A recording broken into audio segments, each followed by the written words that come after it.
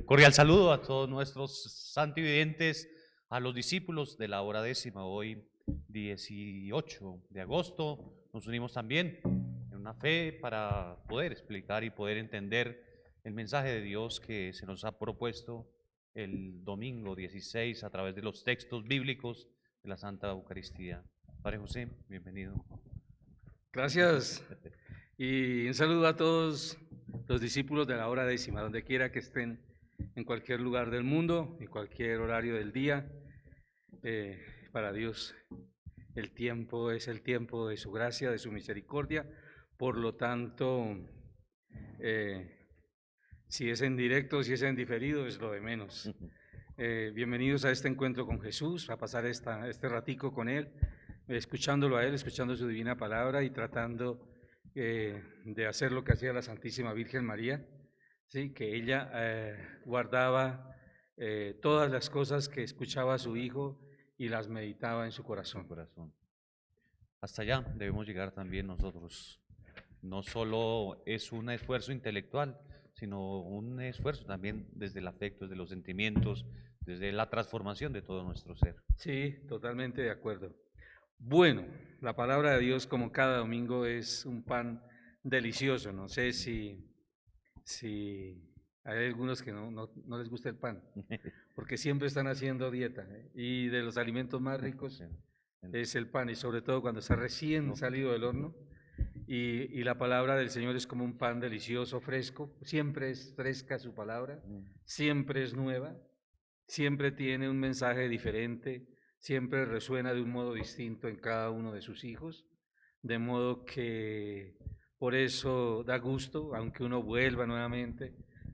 Podrían decir que los textos del domingo, pero si ya los escuchamos el domingo y los vamos a volver a meditar, no, pero es que el domingo son 5 minuticos de homilía y eso apenas medio se dan los avisos parroquiales, padre. Decía el Papa Francisco, una idea. Tiene que seleccionar uno de tantas ideas, de tantas propuestas que trae la palabra de Dios, seleccionar una o dos. Y no sé, a veces cuando uno debe celebrar por motivos pastorales una o dos Eucaristías, siempre la palabra va a ser distinta, aunque sean los mismos textos, le surge algo diferente en todo momento. Bueno, en la primera lectura hay una expresión, esto es del profeta Isaías, una expresión que va a retomar Jesús en un momento, digamos, capital de su historia. Algunos estudiosos dicen que después de este episodio de nuestro Señor cuando expulsa a los vendedores del templo de Jerusalén, prácticamente el destino de Jesús se decide, porque los enemigos del Señor, cuando ven hasta dónde llega Jesús, ¿sí? Hasta dónde tiene esa autoridad que les daña el negocio, digamos, el negocio montado de la venta de corderos, de la venta de palomas, del cambio de la moneda, digamos, el denario por el dracma, creo que era la moneda judía. Entonces Jesús revoluciona ese templo diciendo: ustedes qué han hecho con mi casa. Él habla de mi casa, la casa de mi padre. Ustedes han convertido mi casa, que es casa de oración, en una cueva de bandidos. Y entonces este texto va a aparecer aquí en el profeta Isaías que leímos este domingo, porque dice el profeta que Dios va a conducir a su pueblo y a todos, también a los extranjeros, no solo a su pueblo, y es muy importante este detallito, el del extranjero, porque el judío es muy celoso. Él piensa que las alianzas que el Señor selló con sus antepasados, con los patriarcas, les pertenecen de modo exclusivo y eterno a ellos nada más, y que nadie jamás podrá beneficiarse de ese privilegio, de esa alianza con Dios, sellada con sus padres. La elección que Dios hace del pueblo es una elección preferencial, pero no excluyente. No excluyente. Lo prefiere, solo que pero ellos, no excluye a nadie. Solo que ellos no sabían. Eso le pasa a todo hijo consentido, ¿sí? Que en un momento dado no soporta que nazca otro hermanito, otra hermanita, no soporta que su papá o su mamá tengan detalles hacia su hermano, su hermana, Entonces el judío también va a desarrollar una especie de celos, que lo vamos a encontrar en el Santo Evangelio, unos celos que incluso los llevan a considerar a los extranjeros como si fueran perros. Son perros. Ya, obviamente, pues tienen sus razones, ya las comentaremos, pero el judío desarrolló unos celos y en cambio el profeta dice, no, Señor, yo conduciré hasta mi monte santo, los conduciré. ¿A quiénes? A los que respeten el derecho, practiquen la justicia. ¿Sí? Es decir, que hay otros elementos que no son solamente de orden de sangre, no solamente la raza judía, sino una nueva afiliación que es una afiliación moral. Se trata de una condición espiritual. Los que respetan el derecho y practican la justicia pueden acercarse a mi monte. Yo los conduciré hasta mi monte santo para llenarlos de alegría, ¿sí? En mi casa de oración. A los extranjeros que se adhieran a mí para servirme por amor y con el deseo de ser mis servidores, y a todos los que se abstengan de profanar el sábado. Entonces, vean ustedes, está por una parte Dios nuestro Señor, que tiene un propósito universal de salvación, ¿sí? Dios no dice a estos voy a salvar y a estos voy a condenar, estos sí y aquellos no, la voluntad salvífica de Dios es universal. Dios quiere que todos los hombres se salven y lleguen al conocimiento de la verdad. Esa es la voluntad de Dios, y cualquier secta que diga vengan aquí los buenos y el resto mire a ver dónde van, esa no es la iglesia del Señor, ni la iglesia de Dios, porque el propósito que Dios tiene es de que todos se salven y lleguen al conocimiento de la verdad. Ese tema, padre, lo utilizan algunos grupos que hablan basándose en el libro del Apocalipsis de los 144.000 que se van a salvar.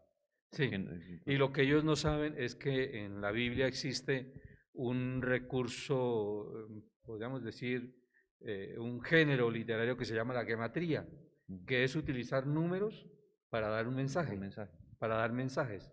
Entonces, así, por ejemplo, el número 3, el número 7, el número 1, son distintos números. El número del pueblo de Israel es el número 12, el número 12. Y todos los múltiplos de 12, los 72, por ejemplo, es 12 por 6, 12 por 6, 144.000. Si ustedes multiplican, también es múltiplo del 12. Y el 12 es el número que representa al pueblo de Israel. Y los estudiosos de la gematría de este género literario entienden que lo que dice exactamente el texto es que la totalidad del pueblo de Dios, es lo que significan los 144.000, la totalidad del pueblo de Dios. ¿Quiénes son ese pueblo de Dios? Ahí lo dice nuestro Señor, el que practica la justicia y el derecho. ¿Sí? Y el derecho. Entonces, no hay como una especie de favoritismo o elitismo de clase o estrato, que Dios diga los del estrato 7 se salvan y el resto no. No, ese es todos los estratos, si se quiere. Para nuestro Señor, su voluntad salvífica es universal. Bueno, eso es lo primero. Pero padre, en eso saber también que el templo, su función sobre todo era cultural, los sacrificios y lo que dice el padre. Por eso expulsa a nuestro Señor a los vendedores, porque ellos vendían los animalitos para los sacrificios. Y aquí el Señor no coloca ya lo fundamental en el sacrificio, sino en la oración. Sí. Mi casa es casa de porque, oración. como le explicaba Jesús a la samaritana, padre, los adoradores adoran en espíritu y en verdad. ¿Sí? Los adoradores que Dios quiere lo adoran en espíritu y en verdad. Es otro culto, un culto espiritual, obviamente que tiene una forma externa. Nosotros llamamos esa forma externa la liturgia, la sagrada liturgia. Pero una liturgia sin culto espiritual sería prácticamente una pantomima, una especie de obra de teatro en donde no hay nada ahí de contenido, solamente la simulación y la actuación. ¿Sí? Si le parece, entramos a la segunda lectura, que desarrolla el tema de la primera, que es la conversión de los judíos. ¿Sí? Y los judíos, dice el apóstol San Pablo, se llenaron de celos, ¿sí? Y se rebelaron contra Jesús, contra el Mesías que Dios les había enviado, ¿sí? Lo rechazaron.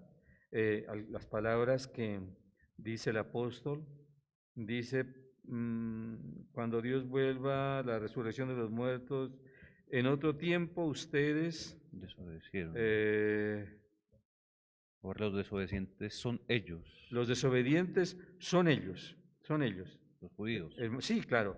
Ustedes no son israelitas, les dice el apóstol, porque el apóstol se considera el apóstol de los gentiles, el apóstol de los paganos. A propósito de gentil, nosotros decimos la palabra ahorita, ay, tan gentil, ¿sí? Y resulta que en la Biblia gentil es pagano. Pagano es prácticamente una palabra peyorativa, ¿sí? Los gentiles y todo dice. Entonces, ese pueblo era muy gentil, ¿sí? Tenían maneras muy respetuosas y amables de comportarse. Todo lo contrario. Los gentiles eran paganos, llevaban una vida de tal manera que les ponían ese apodo los perros, entre otras cosas. ¿Sabe por qué, padre? Porque en las fiestas, ellos no tenían fiestas populares. Todas las fiestas de ellos eran fiestas religiosas. En la antigüedad todas las fiestas eran religiosas. Incluso cuando era la fiesta en honor del rey, porque el rey era una divinidad. Normalmente eran fiestas religiosas y prácticamente eran como una especie de carnaval. Los carnavales actuales tienen un poco de esa fiesta pagana de la antigüedad, en donde todo el mundo como que se cubría de harina, ¿sí? Se ponían máscaras o yo no sé cómo harían, o se intoxicaban, se emborrachaban hasta perder el sentido y ya nadie sabía quién era.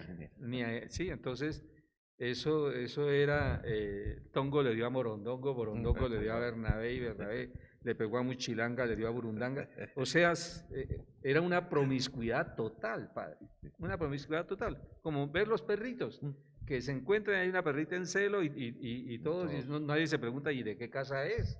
Ni a qué, digamos, perrito pertenece, ¿no? Es el que caiga.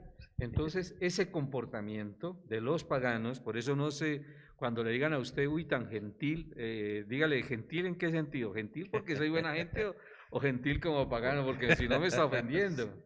¿Sí? En todo caso, el gentil, los paganos los llamaban los judíos los perros, pero el apóstol Pablo medita, ¿por qué los judíos, si el Mesías fue enviado a los judíos, por qué los judíos no lo recibieron? ¿Por qué no lo aceptaron a nuestro Señor? ¿Por qué lo rechazaron? Entraron en desobediencia. Y el apóstol dice, mire, tan extraño, las cosas de Dios. Primero, los obedientes eran los judíos y los rebeldes eran los paganos. Ahora los obedientes son los paganos y los rebeldes son los judíos. Y entonces hace esta reflexión, dice, pues si la desobediencia de los judíos trajo la bendición a los paganos, ¿sí? Observen eso, sí. A causa de la desobediencia y la rebeldía y la obstinación de los judíos, trajo la misericordia para los paganos, porque los discípulos entonces se volcaron hacia la evangelización de los paganos. Y San Pablo fue el primero. primero. Ya no hicieron caso, yo los dejo y me dedico a los gentiles. A los gentiles, sí. Bueno, y continúa el apóstol su meditación. Dice, ¿cómo será? ¿Sí? Si la rebeldía y la desobediencia de los judíos trajo semejante bendición para el mundo, ¿sí? ¿Cómo será cuando ellos se conviertan? ¿Sí? Dice, será algo parecido a la resurrección de los muertos. Por eso muchos dicen que el signo de que el Mesías está pronto para regresar y se dará la gran resurrección, será la conversión del pueblo judío. Por ahora ellos están en rebeldía, siguen siendo nuestros hermanos de la primera alianza, no del Antiguo Testamento, sino de la primera alianza. Nosotros somos el pueblo de la nueva alianza, pero las promesas de Dios son irrevocables. ¿En dónde dice eso? También en alguna de esas, ¿fue este domingo o el anterior? No, creo que aquí este domingo. ¿Este domingo? Los dones de Dios son irrevocables, ¿sí? Los dones de Dios son irrevocables. En ese sentido, el llamado que Dios le hizo a Abraham y a su descendencia, las promesas de bendición que le hizo a los patriarcas, esas no se han borrado, no se han declarado ya inválidas. te mantienen. Yo a veces le digo a las personas que Dios no es como de pronto esos papás que el hijo se portó mal y lo castigan quitándole, no, le quito el computador, le quito el celular de castigo. Dios nunca nos va a quitar lo que ya nos dio, nunca. Así se porte uno. Bueno, Eso que Dios nos da, no nos no, lo quita, pero nosotros sí lo podemos perder. claro, sí, Y eso que eso a sí. la postre equivale a lo mismo. Dios no nos quita nada, pero uno sí puede perder lo que Dios le ha dado. Por ejemplo, en el caso de los carismas, suponga, Padre, que su merced, entre los muchos dones, tiene un don de curación, un don de sanación, ¿sí? Y usted descubre que tiene ese don, pero nunca lo ejercita, y poco a poco, finalmente, hasta se le olvida que tiene ese don, hasta duda que tenga ese don. Y no es que no lo tenga, porque Dios no le quita el don, sino como no lo ejerce, en cierto modo lo pierde. Una persona que tiene el don de cantar, pero no canta, pues llega un momento en que ya se le va la edad en que la voz es fuerte, que la voz puede ser bonita, y pierde el don porque nunca lo ejercitó. Yo creo que nosotros, yo me atrevo a decir, queridos discípulos, amigos, que uno tiene muchos más dones de los que se imagina. Lo que pasa es que nosotros no desarrollamos todo el potencial que tenemos, ¿ya?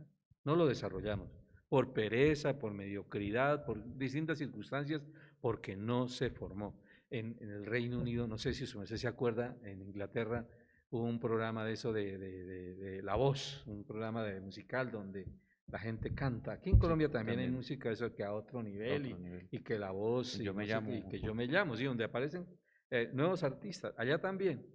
Y oh sorpresa, cuando aparece una señora como de 50 años, regordeta ella, pero tenía un vozarrón, un vozarrón impresionante.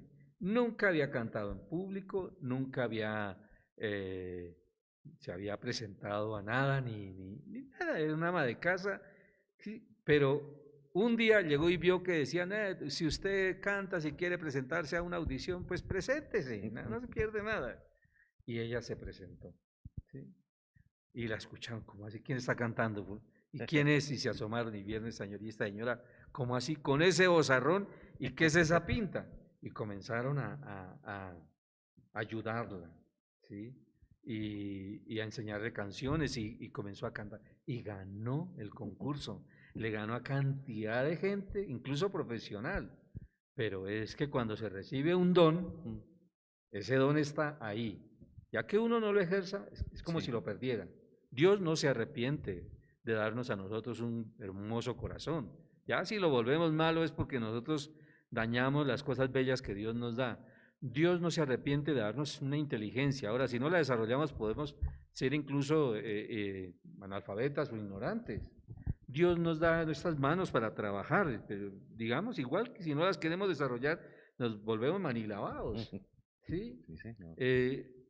Dios nos da posibilidades de aprender a manejar, de aprender una carrera, otra, aprender una tecnología en esto, en aquello, mejor dicho. Y hay especialmente un periodo para aprender, que es la juventud y la primera etapa de la edad adulta. ¿Sí? Pero ni siquiera, dicen los entendidos, ni siquiera podría uno decir, no, es que yo, loro viejo, no aprende a hablar. ¿Sí ha escuchado eso, no, Sí, padre? eso lo dicen muy seguido. No, y no es cierto. No. No es cierto, el cerebro, este don que Dios nos dio, nuestra inteligencia, tiene una capacidad de adaptación, padrecito, impresionante, y uno podría estar aprendiendo incluso hasta pocos minutos antes de partir de Todos este los días mundo. aprende uno. Todos los días. Todos los días. No interesa la edad. Sí. Entonces, los dones de Dios son irrevocables y nuestro Señor nos ha llenado de numerosos dones, ¿sí?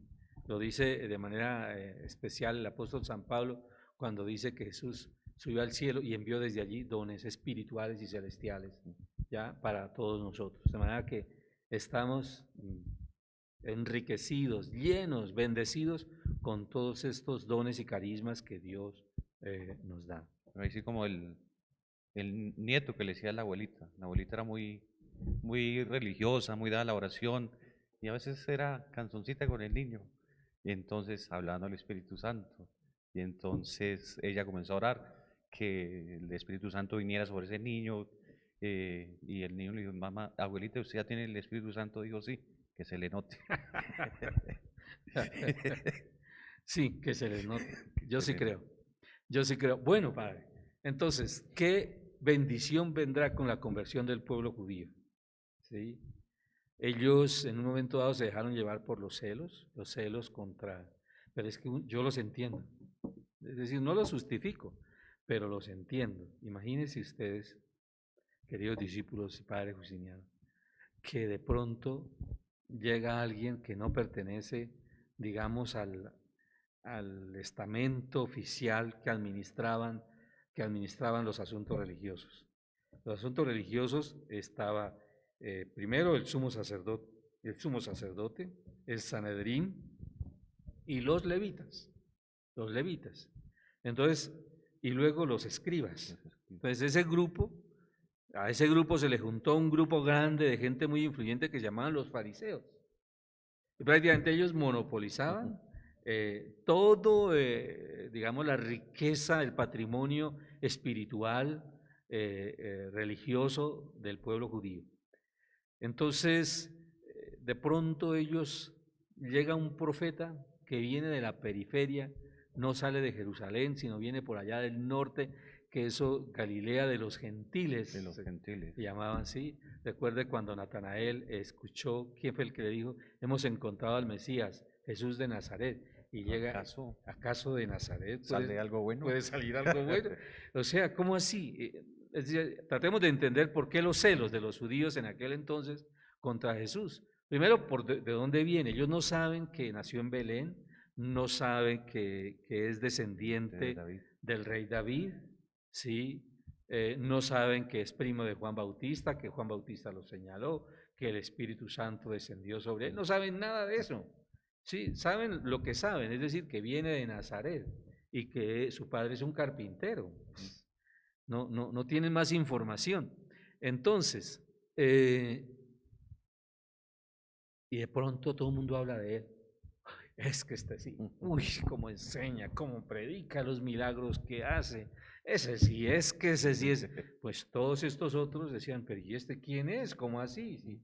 Pues no ha pasado por nuestras escuelas, por nuestros... No es de los nuestros. No es de los nuestros. Y además predica contra la pobreza, contra las riquezas, contra el poder. Y además, mire, el templo, lo que se atreve a hacer en el templo, viene y nos daña el negocio. No. Y se propusieron hacer una campaña, padre, pero bien fea contra Jesús, contra nuestro Señor. Ya en el juicio que le hacen a Jesús, se va a notar todas las barbaridades que decían de nuestro Señor. ¿Sí? Es una cantidad de acusaciones. Por eso Jesús dice, oiga, pero ¿para qué me piden a mí que vuelva a decir lo que yo he dicho en público? Yo todo lo que he dicho, lo he dicho en público. Pregúntenle a la gente lo que yo he dicho, porque le hayan levantado tantas acusaciones ¿sí? Pero celosos, claro, celosos de este profeta, y además a los que llamó, los amigos, los discípulos de él, no escogió a ninguno de los preferidos del Sanedrín ni de los fariseos, ¿no? Sino escogió, mire, un recaudador de impuestos, unos pescadores iletrados, ¿sí? Que no tenían ninguna prestancia, digamos, en la sociedad, y armó un grupo, y los que lo seguían a veces eran una cantidad de pobres y gente así, ¿ya? Entonces, celos, muchos celos. Y luego, otra cosa que Jesús trajo que para ellos era insoportable, era que el reino de Dios no era lo que ellos imaginaban, sino era algo espiritual, algo que estaba dentro de ellos, como un granito de mostaza, como un tesoro, sí, pero escondido en la tierra y que solo algunos lo encuentran, una perla fina, sí, pero que es escasa y que solo los verdaderos buscadores la encuentran. Y ellos pensaban que estaban en posesión de todo eso y resulta que este profeta viene a desbaratar, digamos, toda esa visión. Lógico que sintieran celos, digo yo, y que aplicaran toda su influencia para desacreditar a Jesús.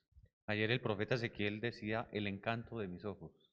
hablaba de esa expresión, la niña de mis ojos. O sea, los judíos se consideraban la niña de los ojos del Señor. Del Señor. Del Señor. Y venir y... Es que nuestro Señor también, digamos, como un novio experto, ¿sí? O un esposo amoroso, les había endulzado el oído. Si usted ve todo lo que el Señor les ha dicho, de cuánto los ama, de cuánto los quiere, cómo los prefiere por encima de todo, que ellos son el lote de su heredad, mejor dicho. Sí, pues tienen razón para estar creciditos y ser tan posesivos digamos, de los tesoros, de las promesas de la alianza. Sin embargo, nuestro Señor llega. Pues bien, ahí entendemos un poco la rebeldía de los judíos. La rebeldía de los judíos, humanamente hablando, ¿se entiende? Solo que el apóstol dice, si la rebeldía de ellos trajo la salvación de los gentiles, ¿cómo será la conversión de los judíos, cierto? Será algo grandioso, y cuando eso se produzca, será algo así como la resurrección de los muertos. De los muertos. ¿Ya? Entonces, yo creo que ya podemos nosotros disponernos para pasar al Evangelio, ¿cierto? Sí, señor. ¿Le parece que hagamos un breve receso? Sí, vamos a unos mensajes y regresamos para centrarnos en el Evangelio que se proclamó el pasado domingo. Bueno, muy bien. Ya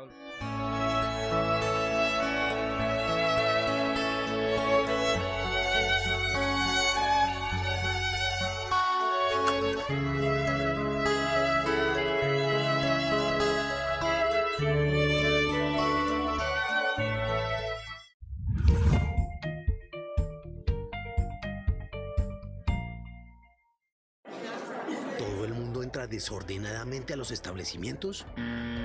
Muéstrales el lado rojo de tu tarjeta. Pero si la gente mantiene la distancia para entrar, muéstrales el lado amarillo. ¿Tu vecino está haciendo fiesta en la casa? Muéstrale el lado rojo. Pero si tu vecino respeta la seguridad de todos, muéstrale el lado amarillo. ¿Viste a alguien con el tapabocas en el cuello? Muéstrale el lado rojo de tu tarjeta. Pero si ves a alguien con el tapabocas tapando nariz y boca, muéstrale el lado amarillo. Siendo conscientes de nuestro comportamiento, numeral Colombia arranca seguro. El futuro es de todos. Gobierno de Colombia.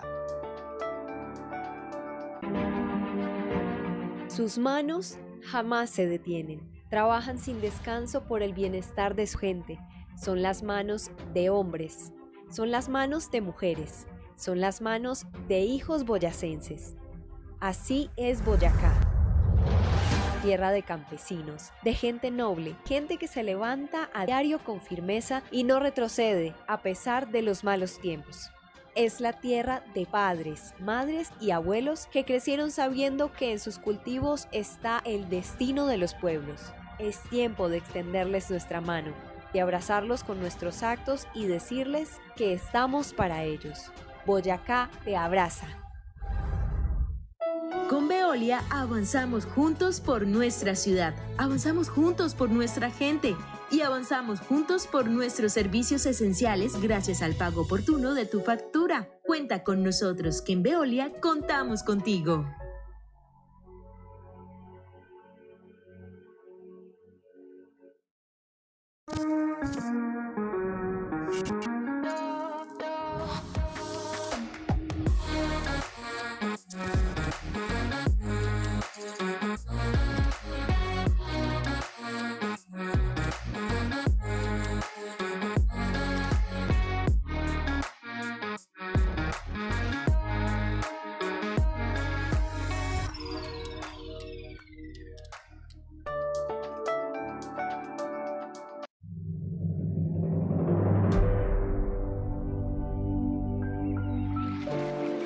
La vida del marinero, del pescador y la de sus familias es muy dura. A veces está marcada por el trabajo forzado o por ser abandonados en puertos lejanos. Además, la competencia de la pesca industrial y la contaminación hacen su trabajo todavía más complicado. Sin la gente del mar, mucha parte del mundo sufriría hambre. Recemos por todas las personas que trabajan y viven del mar. entre ellos los marineros, los pescadores y sus familias.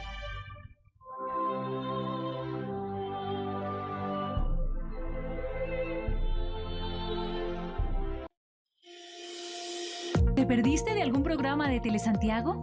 Tranquilo, puedes revivir todo el contenido a través de nuestra página de Facebook Telesantiago Tunja y YouTube como Canal Telesantiago.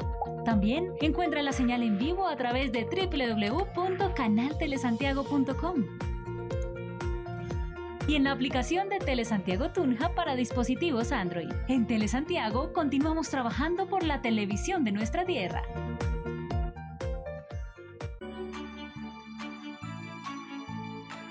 Tunja hoy tiene más que nunca sus tesoros escondidos. Esta pandemia nos recuerda que la belleza de nuestra ciudad está en las personas que llenan de vida sus frías calles.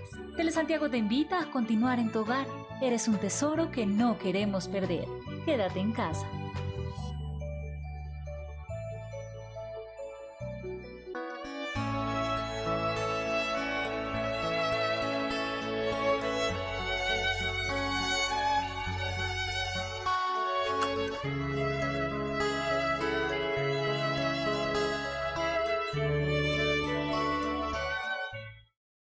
Esta hora damos un saludo a quienes nos siguen a través de Facebook Live, a Blanca Moreno y a Janet Emilce Vela Pulido. También imploramos la bendición de Dios sobre ellas y sobre todos los discípulos de la hora de hoy.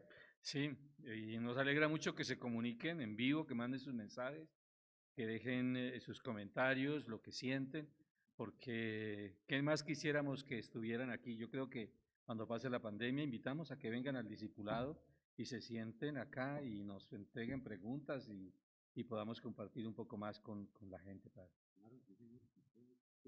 Es la idea. Bueno, vayamos al Evangelio. El Evangelio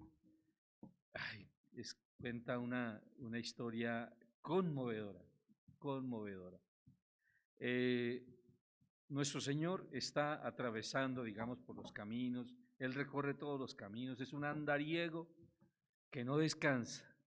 Y en esas travesías, pues los caminos unas veces están en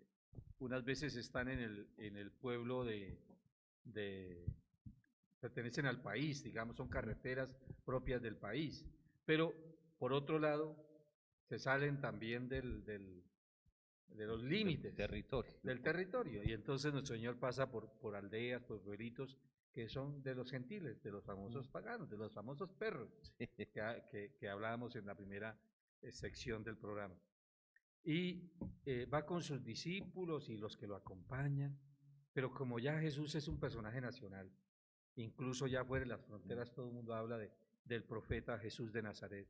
Cuando saben qué pasa, salen a su encuentro, lo saludan, etcétera, etcétera. Pero nuestro Señor, pues Él no manda como advertencias, ni Twitter, ni nada, voy a pasar nada, sino el que se enteró, Él para dónde va.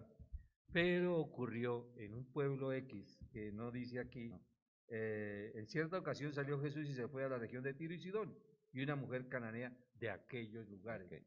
No se sabe exactamente. En todo caso pasaba Jesús. ¿Y quién es Jesús de Nazaret? Jesús, el profeta, sí. Ay, él me puede ayudar, pensó esta señora. Él sí me puede ayudar. Nadie me ha ayudado, yo he tenido que lidiar sola con este problema, esta situación de mi casa. Ay, Dios bendito. Sí, bueno, y pasa Jesús y comienza ella a llamarlo. Jesús, hijo de David, ten compasión de mí. Jesús, hijo de David, ten compasión de mí. Usted se imagina, padre, digamos el título que le dan, hijo de David. Es un secreto, en cierto modo yo digo que esta mujer o está muy bien informada o realmente está inspirada, porque son pocos los que saben que realmente él es descendiente del rey David, a través de sus padres que son descendientes del rey David. Pero bueno, Jesús hijo de David, y para nuestro Señor ese antepasado es muy importante. Imagínense todos los salmos compuestos por el rey David, ¿sí? Todas las promesas sobre él tienen que ver con el rey David.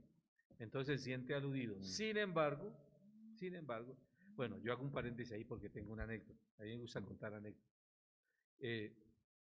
Cuando yo era apenas un niño, o sea, se pueden imaginar que hace muchísimo tiempo, en mi casa, en Yopal, mis padres tenían la costumbre de dar posada. Antiguamente se le daba posada. La gente del campo, cuando iba al pueblo, le daba posada, pedía posada. Y mi papá era, podríamos decir, yo no sé si era el único, pero lo que era el sábado por la noche era lleno de gente que pedía posada. Nosotros como niños no entendíamos ese gesto de mi padre, pero él, allá en el cielo, nuestro Señor habrá sabido premiarlo por dar posada al peregrino. En todo caso, sí, yo recuerdo, don Eduardo, buenas, sí, que si me da posadita, siga, claro, por ahí en un rinconcito donde pueda, descanse y claro, con mucho gusto. Sí. Y luego mi mamá reviente para hacer comida para todos.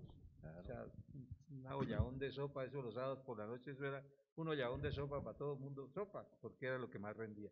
Pero bueno, digamos que pasaron los años, pasaron que, digo yo, 30 años, y un día estando en Yopal, el párroco me pidió que si lo podía reemplazar en una vereda. Y yo fui a celebrar la misa en la vereda, ¿sí? Y cuando llegué a la vereda, salió una persona y dijo, ay, este es el hijo de don Eduardo, este es el hijo de don Eduardo, mi viejito, que en paz descanse hace muchos años, nuestro Señor lo llamó. Pero, padre, usted no se imagina lo que significó para mí que un campesino y que luego toda la gente cayera en cuenta de dónde venía yo, el hijo de don Eduardo. ¿Pero por qué don Eduardo? Pues porque los había acogido cuando ellos eran peregrinos allá en el pueblo y él los hospedaba, les daba posada. ¿Sí? Yo imagino cuando le dicen a Jesús, hijo de David, lo que él debió sentir en su corazón. Sin embargo, no se dejó así como inmediatamente presionar, sino se hizo como el distante. El que no escuchaba. Como el si no escuchara, si no escuchara. Son los discípulos los que le dicen a Jesús, Señor, es que hay esa señora, no sé si es que su merced no le escucha, pero esa señora viene gritando y haciendo bochincha, despídela. ¿Cómo es la palabra? Sí, despídela.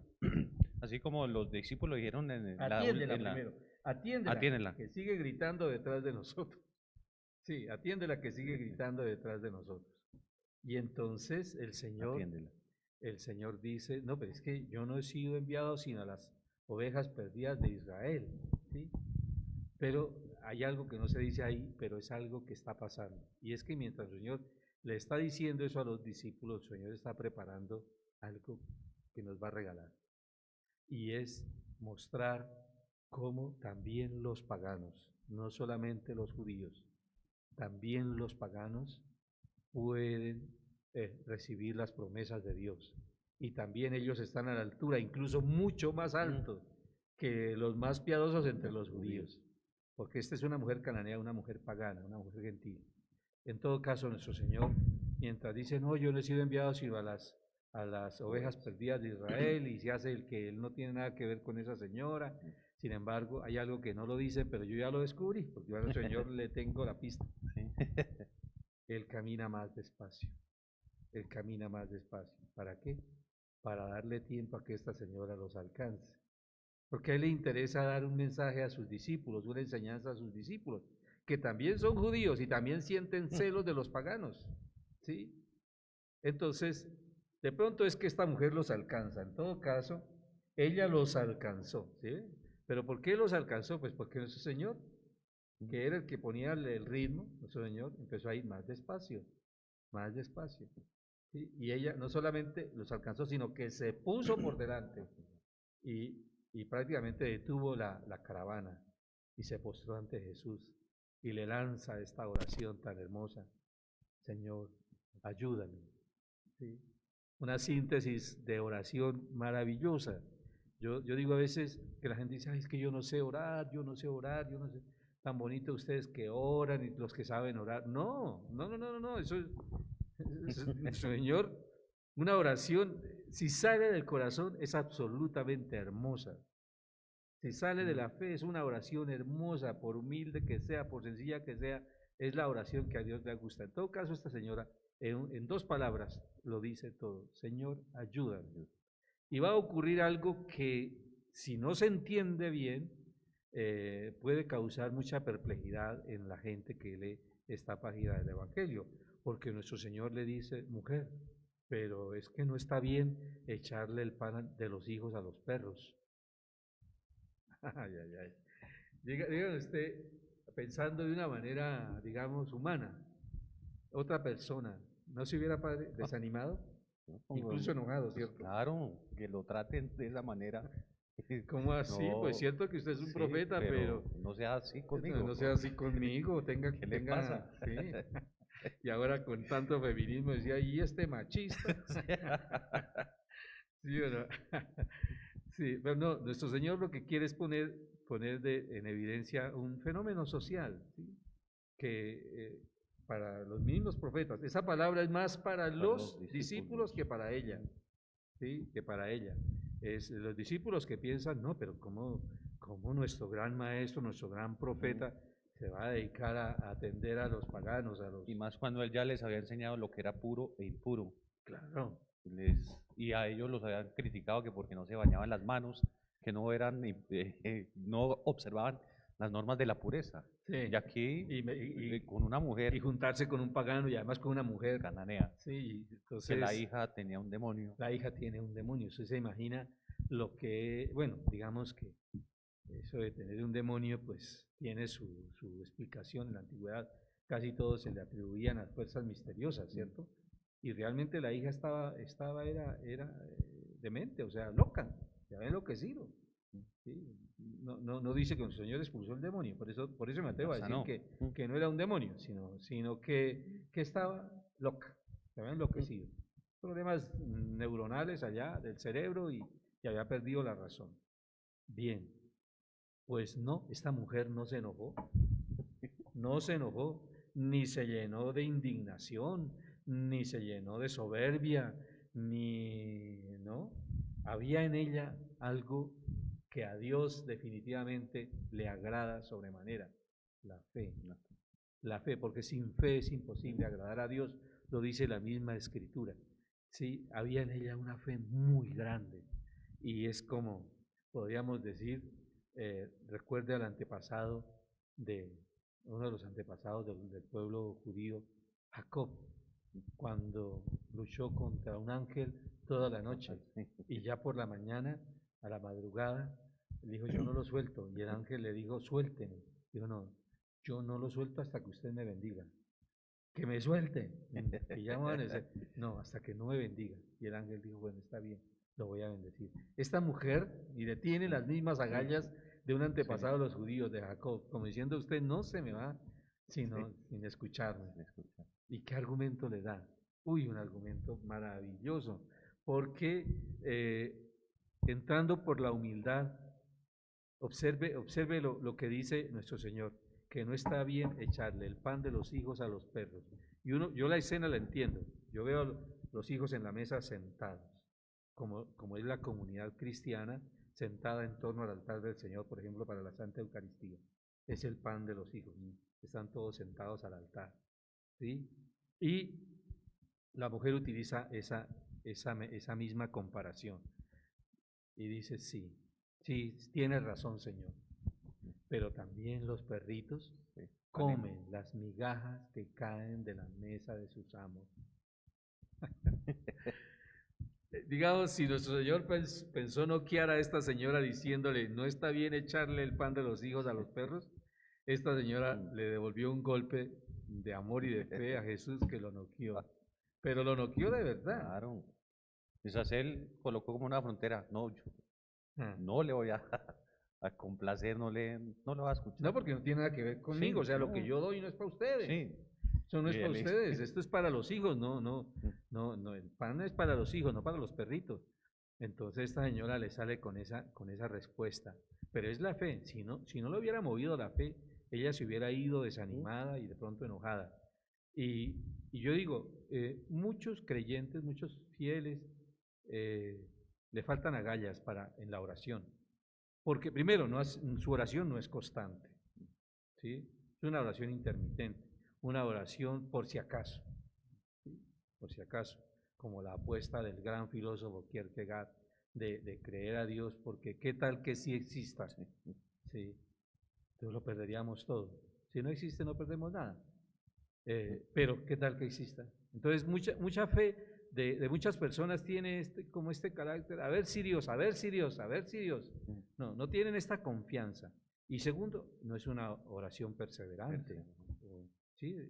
Es totalmente intermitente. Y nuestro Señor, a propósito de la oración, Él puso como ejemplo a los mendigos. ¿Usted ha visto los mendigos? Que ellos, no sé, ahora en Tunja, y yo creo que por todo el país, ellos se paran en los semáforos. Si usted pasa 10 veces, 10 veces le piden. Si usted 1, 2, 3, 5, 7, 8 veces, 9 veces no les da nada, a la 10ª vez les da. Les da. Y lo propio de ellos es pedir. Es pedir. Y nuestro Señor dice, pidan, el que pide, recibe. El que busca, encuentra. El que llama, se le abre. El modelo de la plegaria, nuestro Señor lo toma justamente observando a los mendigos. Dice, ellos piden y piden y piden y al final alguien les da. Pues en la oración hay que ser algo así, hay que ser perseverantes hasta que al fin se obtiene lo que se busca. Y esta señora, por ejemplo, es modelo de perseverancia. Ella no se desanimó, Y aquí se habla con el diálogo con nuestro Señor, pero me imagino que los discípulos también la harían callar. Yo digo, yo daría lo que fuera por estar ahí presente y mirar a Jesús y mirarle la cara a todos. Ya con lo que sé, por supuesto, porque si no yo me portaría igual que todos, ¿sí?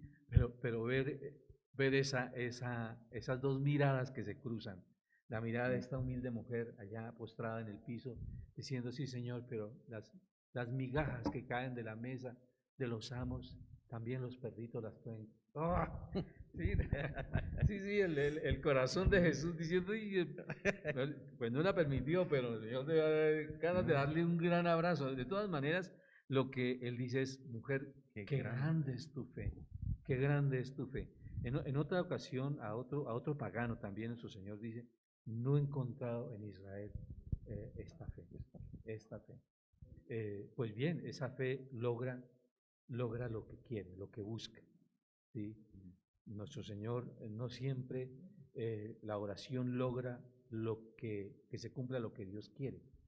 También la oración logra que se realice lo que el que ora quiere. ¿Sí? En este caso, mujer, que se cumpla lo que deseas. ¿Sí? Que se cumpla lo que deseas. Ahora bien, si es una oración de fe, normalmente lo que uno desea es lo mismo que Dios desea, ¿sí? Porque Dios quiere darnos siempre lo mejor. Bien, más enseñanzas a propósito de este evangelio. Podríamos sacar nosotros, imagínese su merced, el impacto que debió resultar esa escena, producir esa escena en el corazón de los discípulos. ¿Qué piensa su merced que sucedió? O sea, ¿qué pensaron los discípulos viendo ese cuadro? No, como le digo, antes ya estaba el Señor dándoles enseñanzas sobre lo puro y lo impuro y lo que no hay fronteras. Para Dios no hay fronteras y tan importante es que quedó consignado en el Evangelio el ejemplo de esta mujer, que no, en la mentalidad de esa época no debería haber sido algo como trascendente en su machismo, en su celos como judíos. Entre otras cosas, padre, los grandes protagonistas de la Biblia, bueno, hay muchos hombres, muchísimos, ¿sí? Pero las mujeres quedan muy bien en la Biblia. Si usted se puede imaginar, si usted piensa, por ejemplo, a ver, vamos a enamorar. Todavía no. Perdón. A enumerar. A enumerar mujeres que quedan muy bien y que dan lecciones extraordinarias. A mí me parece, por ejemplo, que recuerde así ya la reina Esther. La reina Esther, en un momento, digamos, de peligro absoluto, porque está la decisión del rey Asuero de exterminar a todo el pueblo judío. Y ella se coloca delante del rey Asuero y de su decisión de exterminio y logra salvar a su pueblo. Esa es una acción poderosísima y es gracias a su intercesión. Ana, la mamá de Samuel. Ana, la mamá de Samuel, por supuesto. Está Judith.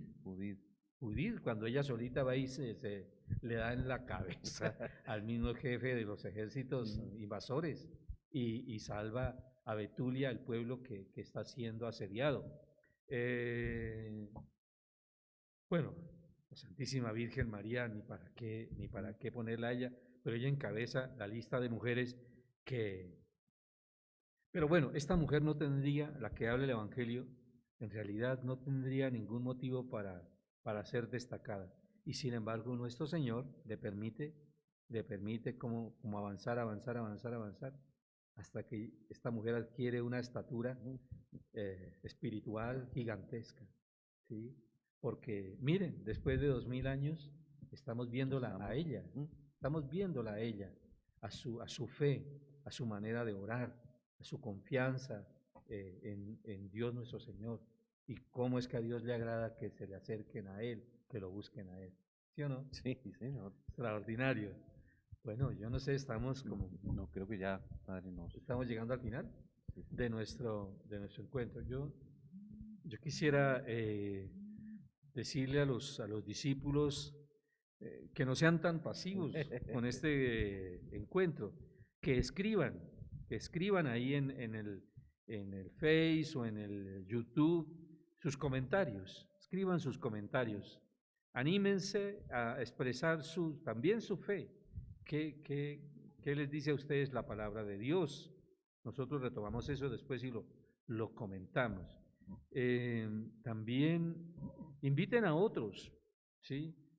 Encuentro algunas personas que dicen, padre, yo sigo siempre su discipulado, me da vergüenza decirle, y usted invita a alguien, le manda el link a alguien para que también lo vea.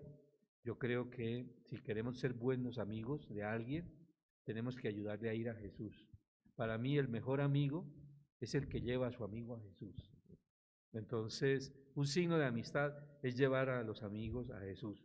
Y esto podría ser una manera de ayudarles a ir a Jesús, de decirles, vean el discipulado, por qué no siguen la Santa Eucaristía, etcétera, etcétera, ¿sí? Entonces, es un detalle. Entonces, comuníquense con nosotros, el Padre Justiniano, se pone feliz, soy el Padre José, doblemente feliz de que ustedes se comuniquen.